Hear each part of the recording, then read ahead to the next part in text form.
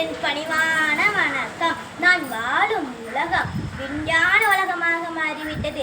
அறிவியல் மனிதனின் அறிவை எப்படி எப்படி ஆக்கம் செய்ததோ, வாழ்வை எப்படி எப்படி வரப்பெற வைத்ததோ, அதுபோல அறிவியல் நம்மிடம் மல்லி கொண்டு வருகிறது. இறைவன் பூமியை எவ்வளவு அழகாக படைத்து நமக்கு கொடுத்துள்ளான். அதை நாம் எவ்வாறெல்லாம் பால்படுத்துகிறோம்?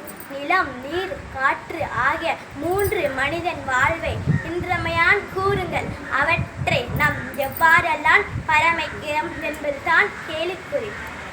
சுயநலம் என்னும் மேகம் மறைக்க பொதுநலம் கேள்விக்குறியானது. திக்கட்டு விட்டடிந்தன் கல்லான் பூமி குப்பமேட ஆனது.